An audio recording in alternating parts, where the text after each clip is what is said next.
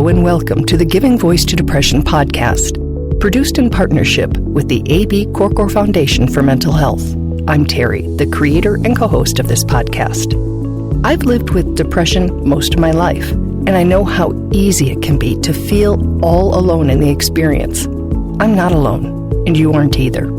And I'm Dr. Anita Sands, a licensed clinical psychologist with a number of my own diagnoses, all of which bring a certain amount of anxiety and depression along with them. There is great power in shared experiences. We share our own as we engage in intimate and candid conversations with our weekly guests, exploring different perspectives on and experiences with depression. We keep it real because depression is real. We keep it hopeful because there truly is hope in spite of what depression tells you. Hi, Terry. Hello, Anita. So, as you know, we don't usually start this podcast with a trigger or content warning because we assume if you're listening to a depression podcast, you'll not be surprised to hear us discuss depression, bipolar disorder, or their commonly associated dark or sometimes even suicidal thoughts. But this episode, we're doing a deeper dive than ever before. You know that we believe there is value in talking about even the darkest aspects of depression, including suicide. However, please trust yourself. And if you're in the kind of bad place where hearing an honest discussion about the suicidal thought process will not be good for you, please just click away, choose a different episode. But if you are in the kind of bad place where hearing someone talk about their experience with suicidal thoughts and you think that would help you to feel less alone, please stay with us. Last week, you met our guest, Katie, who on Instagram goes by Katie, the bipolar therapist. She talked about the difference between two back-to-back hospitalizations, one for surgery for a life-threatening injury, and the other for emergency psychiatric care when she was suicidal.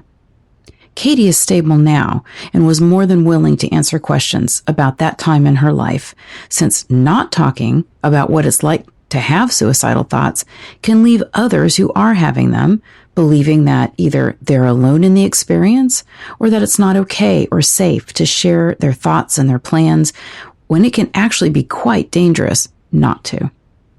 Because of the sensitivity of the topic, instead of having Katie's interview and then Anita's professional feedback, we're going to be hearing from Katie and then Anita, who again is a licensed clinical psychologist, so that we know we're presenting this information in the most responsible way we can.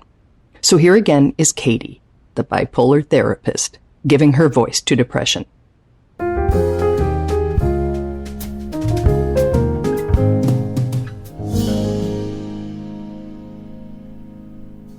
By way of review, Katie has been diagnosed with anxiety, OCD, and bipolar disorder 1.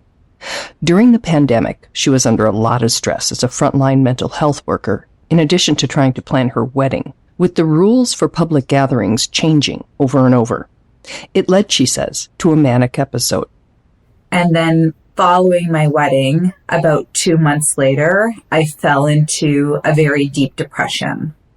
And I had a lot of guilt around it because I was newlywed. So I'm supposed to be happy and cheerful and in this wedding bliss, but I was super depressed. I was having thoughts of ending my life.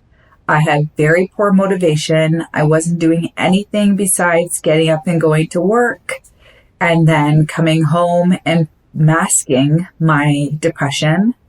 And I masked that depression for 10 months because I thought I was creating such a burden. Feeling like we're a burden. Of all the lies depression tells us, that one needs to be recognized for what it is. A single slippery step away from this conclusion.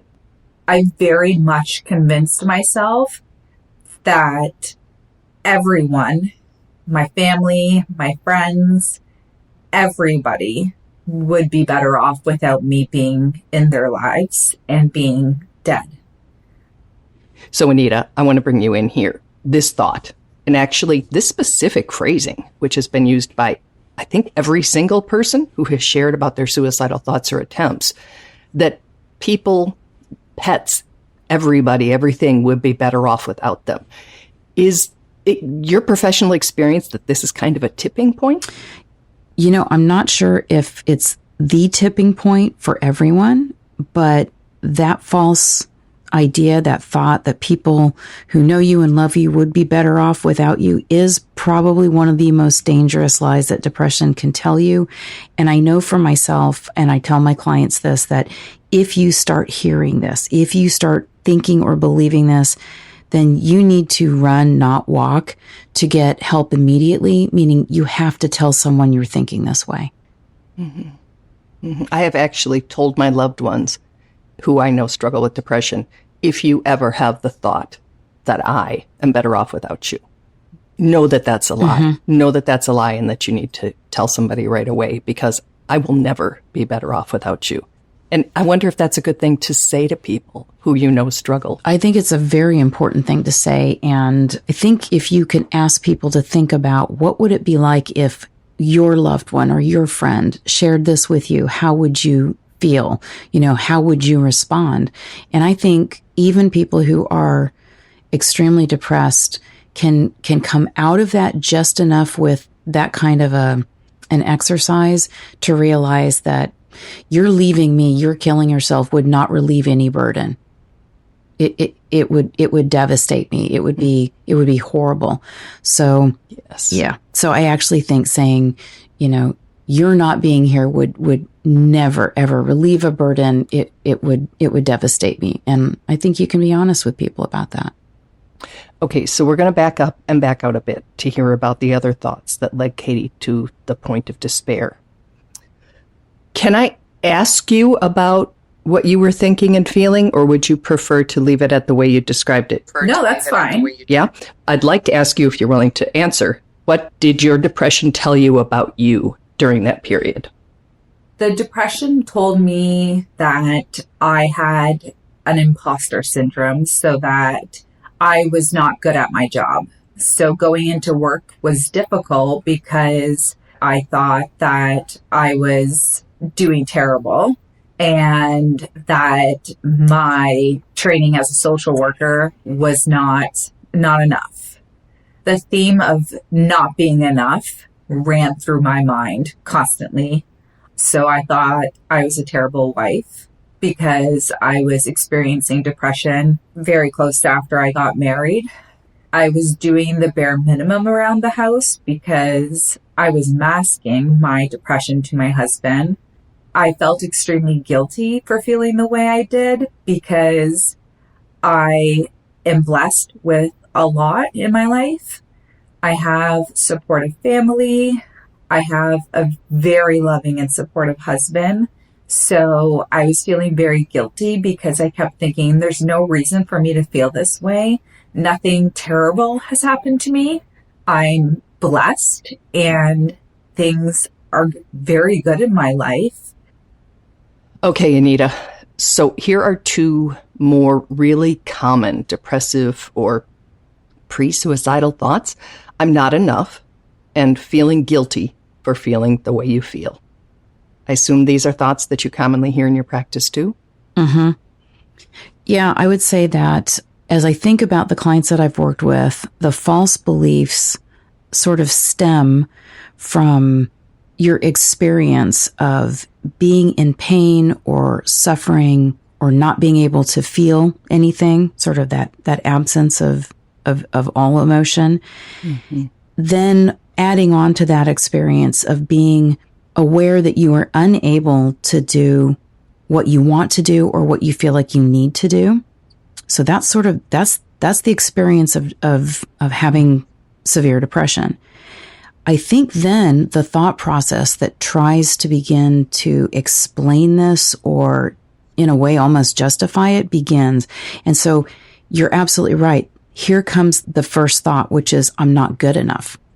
I'm not good enough because I feel alien. I feel like I can't do anything that I need to do. Therefore, I don't feel good enough. Turns into I'm not good enough. Mm-hmm. Then kind of like the next step is feeling like because you're not good or good enough, you're not worthy of good things. And then another lie, which is that it's never going to change. Like it's never going to get better, the hopelessness piece. So we add on. It's sort of like we just keep piling on. Okay, so I'm already in pain and suffering. And then comes the next thought, I'm a burden because of all of this. Once we get to that place, it's really hard with all of this stuff sort of piling on to feel like there's a good reason to remain alive. So that puts you at the highest risk then. Those thought processes that follow the experience of being in pain and suffering and being unable to function the way you want to are all the lies that depression tells you. The only things that are really true is the first part, which is the experience of being in pain or suffering and being unable to do what you want to do or need to do. That's what depression looks like.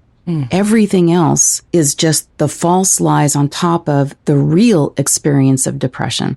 So if you can in any way say, okay, you're right, I'm in pain, I am suffering, I feel terrible, and I can't do what I need to do or want to do, that's a person who needs help. Yes. And that's likely a medical condition. You know, whether that's confined to what we think of as like the medical health condition or the medical mental health condition, those are the signs of someone in trouble. All of those thought processes that go along with that medical clinical depression are all lies and they are all false beliefs. But you can see how they just kind of pile on and kind of compound an already existing problem with functioning and feeling okay. And that can lead to super high risk for suicide. It's important to note that a person who is experiencing severe depression, once we go from moderate to severe, those lies or those false beliefs or this thought process is not something that you really have a lot of control over. It is a part of the disease process. Yes. It's a part of the disorder of severe clinical depression. You can't stop the thought process. That's why you've got to tell somebody immediately you're having the thought process, because you can't think your way out of it. You can't pray your way out of it. You know, this is a person who needs help. The thought process just lets you know you're getting closer and closer to a place where you might actually seriously think that the only solution is to kill yourself. I think that's why we're doing this podcast, because if you don't know that it's a condition, that it's a symptom, there doesn't seem to be any reason to reach out because it's just you. And who can help you with you just being worthless. But if you say like, oh, I heard on this podcast or wherever else, I hope you're hearing it. We hope you're hearing it. This is when I need to get help. You know, it's when the whatever symptom, right? When your COVID is making it hard for you to breathe, you know, you've got to get some help at that point because it's not going to get better by itself. So that's the conversation that needs to be had so that anybody listening who's anywhere near that place can say, okay, that reaching out thing is really hard because you have to believe all kinds of things that you might not believe in depression. But if you just look at it as a symptom and you say, the doctor on the podcast said, if I'm having these thoughts, I need to tell somebody. Oh, what a difference that alone could make. Especially if we can just say those thoughts are symptoms of severe depression. Those thoughts would be there if you have severe depression. That's the norm. You know, it's not normal, but that's the norm for when depression is worsening. That thought process is going to begin to happen. If nothing else convinces somebody listening who does not live with depression how insidious and diabolical the illness is, that should, because anything that can get into your brain and into your body and tell you that the people who love you would be better off without you. I'm kind of tearing up and stuff thinking about it. That ought to help convince somebody how serious depression is. Yeah. The insidious nature of it, the fact that it wears down a good person until they're so vulnerable that they actually think that thought. It's, you know, we don't want to use words like evil and diabolical, but honestly, it is. So depression really, that led to its ultimate end is it's going to take your life. It's going to try to get you to take your life. And it's very convincing. Again, that whole thought process on top of the clinical condition of not being able to feel any happiness, not having any hope, not being able to function in the world. And then we get you thinking that you're a worthless, you know, person and that people would be better off without you. Like, you can't come up with a better way, to have the worst ending possible. So we want to fight it, of course, in the earliest stages. Like, if you aren't able to function the way you always have, all of those sort of symptoms of mild to moderate depression, where you can't feel joy and you don't have energy and you've got brain fog and those kinds of things, like, that's when we want people to get help before that horrible, awful thought process then begins. We can be more effective then, but at any point in time, and certainly if you have the thought that people would be better off without you, that's when you have to take action. Use whatever last ounce of energy you have to push that out to somebody that will listen. That could be a hotline, could be your therapist, could be your friend, your family member. It could honestly even be a stranger. And people know to act. Most people, I would say, know to act, even if they have no education in suicide prevention. If people hear that phrase, I think people would be better off without me. I think I'm going to end it. I think people know you have to do something. You have to do something then. It's not unlike saying, I think I'm having a heart attack or I think I'm having a stroke. You would never look at someone and say, like, yeah, I have no experience with that and I'm just going to go on with my day. I mean, right. You would be like, oh my gosh, this is an emergency. Yes. Whatever I was about to do doesn't matter anymore. Right. And if I don't know how to handle that emergency, I'm going to get someone who does. Yep. Okay, so there are a number of feeling-based symptoms with depression, which is one reason it can be hard to recognize it in ourselves or others. Some people experience deep anger, others a disconnected numbness, and some, like Katie, overwhelming sadness. I cried constantly, and I'm somebody who cries at commercials normally, but the crying was worse. I was crying, hiding crying. So I would take a bath, and the entire bath I would be crying, thinking about what a burden I am, how people could be better off without me. Now, after an attempt or death by suicide, there is often talk of how selfish the act was. I will share that the first time I lost a family member by suicide, the priest who showed up at the house to offer comfort used that very phrase on his way out the door. But when talking with attempt survivors about what was going through their, admittedly unwell, minds at the time, many deeply and truly believed that they were acting unselfishly. Katie believed she was deliberately so. I considered that people would grieve my loss, but as a social worker, I thought in my head, they'll grieve, but after a year, 2 years, they'll get over it and move on with their lives. And I know for a fact that's not true because I've had a very close loved one end their life. I did start to make preparations to do so. And I just want to add that everything I was doing was to not be selfish in my mind, because I was trying to spare people any extra trauma or grief associated with my death. So I was acting very selflessly during that time that I was actively planning to end my life. So let's talk about that. She believed she was acting very selflessly during her planning.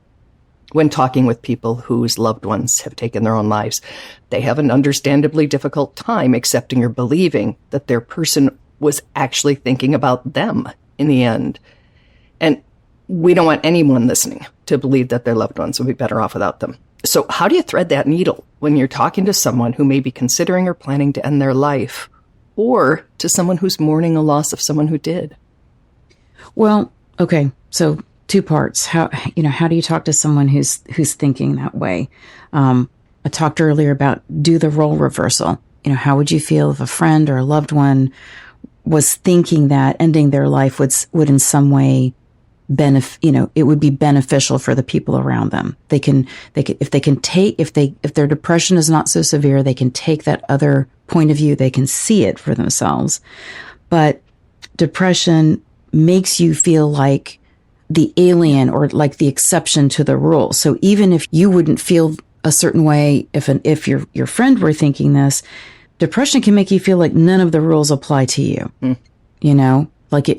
No, of course it wouldn't be beneficial if a friend of mine thought that ending their life would be beneficial for everyone around them.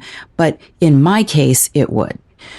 We're asking people who are really depressed to do the impossible sometimes, which is bring yourself back into the same circle of care and compassion and understanding that you would give to other people, but you're depriving yourself from that. And so this is why we put the emphasis on tell someone, because that outside person hearing you is going to be the person to say, no, this is not okay.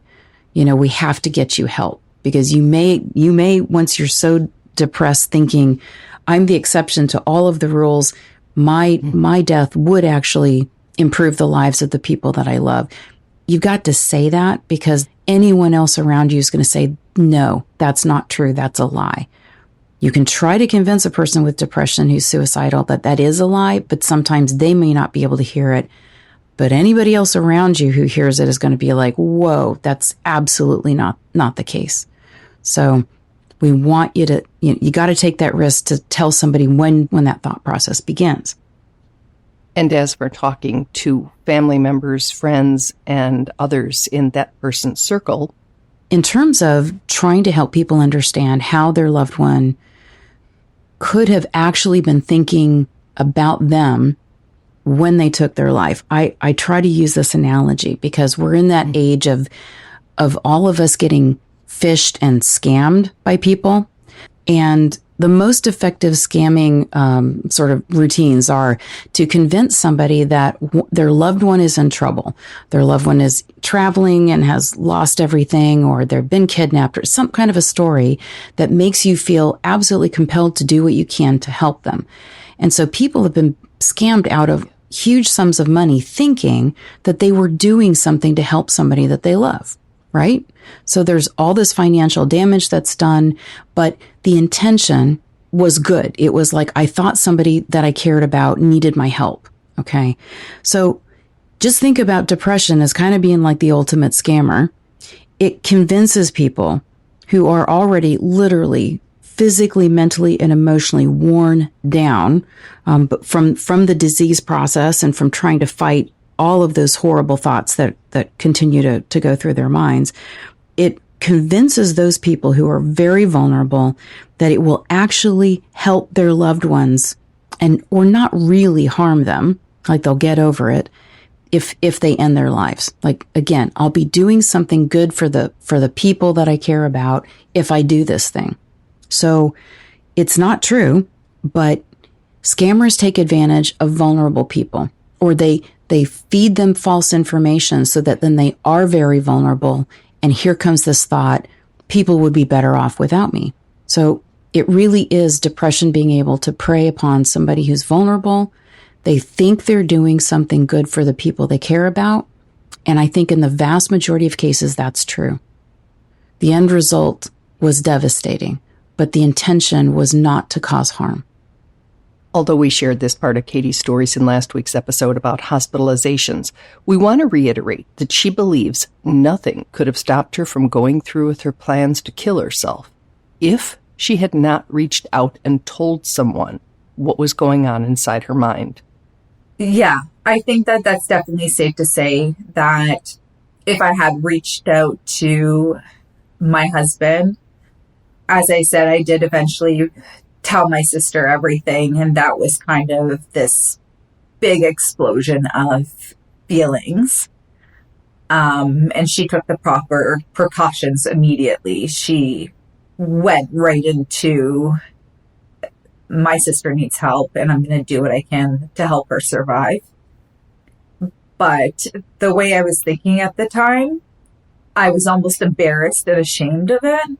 So it would have been very difficult for me to reach out to the people who cared about me to tell them what I was experiencing because I was also afraid of being hospitalized.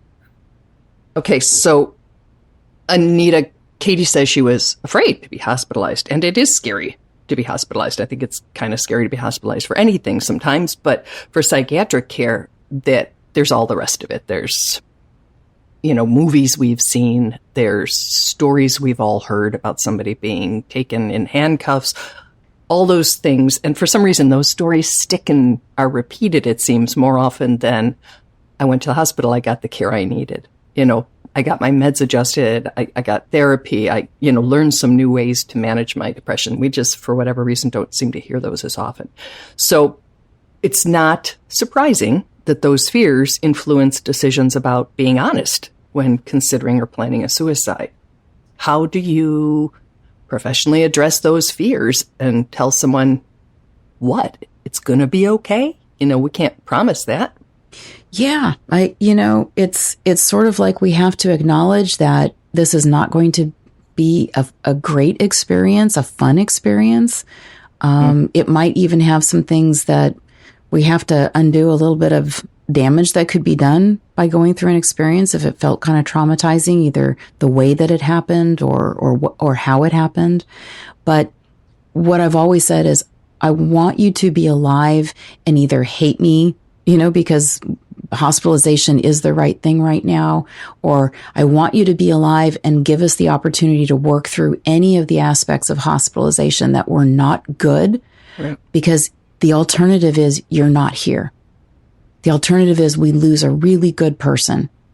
So even if you're worried about, I don't want to go there, I don't want to go through it, I've heard all these stories, or I had a bad experience before, I don't want to have a bad experience. I'm like, we can heal from bad experiences. That's kind of like the whole cornerstone of therapy. We can heal from bad experiences, but we would need you to be here to heal from that. And I put the emphasis on you deserve to be here and be feeling better and healing from this and recovering from this. That's why we're even thinking about a step like hospitalization, because we've gotten to that point where we either take the gamble to get through this experience, which again, I think most of the time is actually not terrible and horrible. We don't hear those stories like you said, but I'd rather we take the gamble that this is not going to be the best experience of your life, because on the end of it, you're here, you're recovering. We can work through that. We can heal anything that you went through that you were like, I really hated this part of hospitalization, or I really hated this aspect, or this person who spoke to me this way during the hospitalization. Like, we can heal from that, but nobody can heal from death. I just put it that way. Whatever happens, I'm going to be here with you. We're going to get through this. That's the most important thing, is that you're going to get through this. And we will do whatever we have to on the other end to manage anything from the past. That's what we can do in therapy. I've actually just sort of realized that, because, I'm like, why didn't I reach out? Why didn't I reach out? It wasn't stigma. It wasn't hiding. No, depression jumps in and it gives you that rationale for why nothing's working, right, and why you feel terrible. You're terrible. It's your fault. There's something wrong with human being. You. Yeah, exactly. Horrible. I mean, think of the Horrible difference stuff. between that there's something wrong with you, and there's something wrong with you. Those land really. Yes, exactly. Yes, we already know there's something wrong because I feel terrible and I can't function. But no, it's actually you. Yes. You're the thing that's wrong. Yes. Yeah, that's the diabolical thing. Because then when you're bad, it's not just I'm not good enough. I'm not good. Yeah. You don't want a bad person in all of your loved ones' lives. So we'll solve that problem. Mm-hmm. It's just, it's truly awful. Mm-hmm. And if you have I never know what word to use, like if your reaction to the depression isn't shut down and sad, it isn't, the different things it can be. If yours is that angry, that'd be even easier to believe. Yes. Because now you're like, look, I'm causing a disruption in my home. I'm disturbing the peace in my home, in my life, in my family. Right. If the inability to function the way that you always have does include that piece that you're saying, Terry, where you feel like you're being horrible to the people around you. And yeah, you're right. Then you just gave depression more evidence to convince you that you are a bad person. It's not just I've lost control of my ability to, speak in a kind or, respectful way to people. It's nope, you're a bad person. So as we near the end of this longer episode, a really important point that Katie made that I would just want to revisit before we close out here is when I asked her what would have helped, what someone could have said, what someone could have done, just what would have helped. She said nothing. Mm-hmm.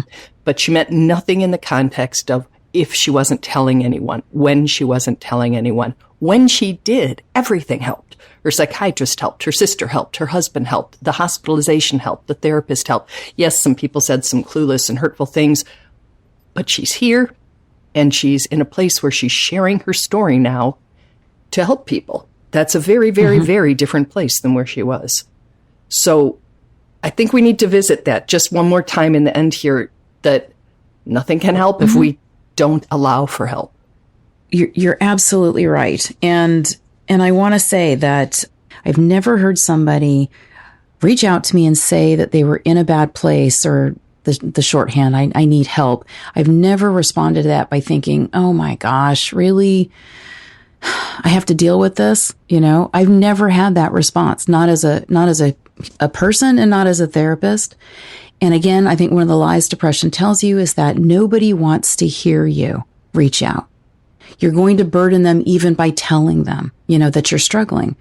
Depression, it wants you to believe that people who are having a great time in their lives definitely don't want to be brought down by you saying that you're struggling with depression or suicidal thoughts.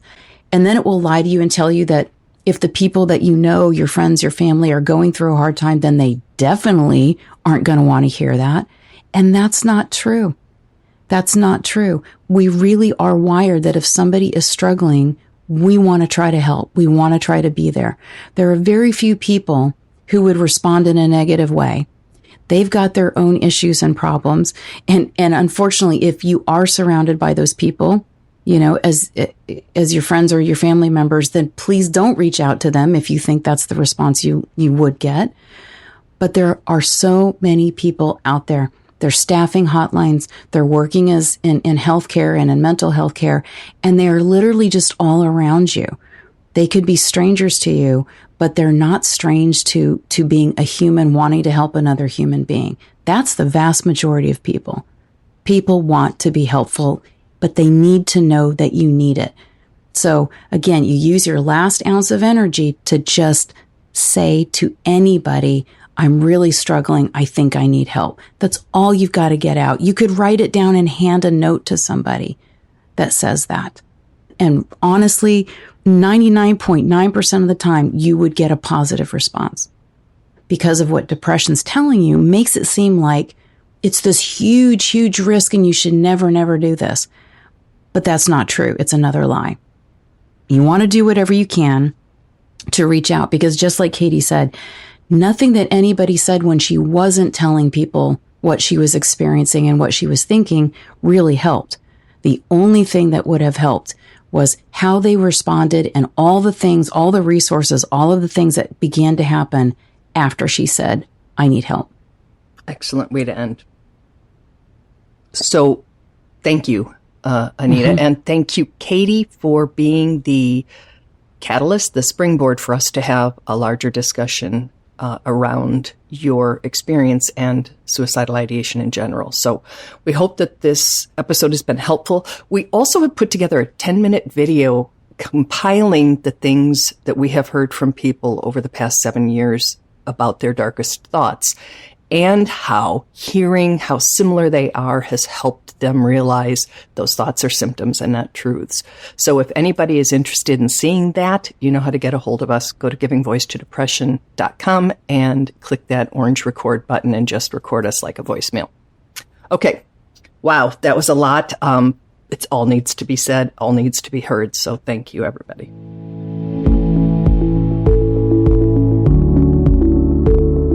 We truly hope that our podcast brings a little more understanding, helps you better articulate and reflect on your own experience with depression, or better understand how to support someone else who is struggling. If this episode has been of comfort or value to you, know that there are hundreds of others like it in our archive, which you can easily find at our website, givingvoicetodepression.com. And remember, if you're struggling, speak up, even if it's hard. If someone else is struggling, take the time to listen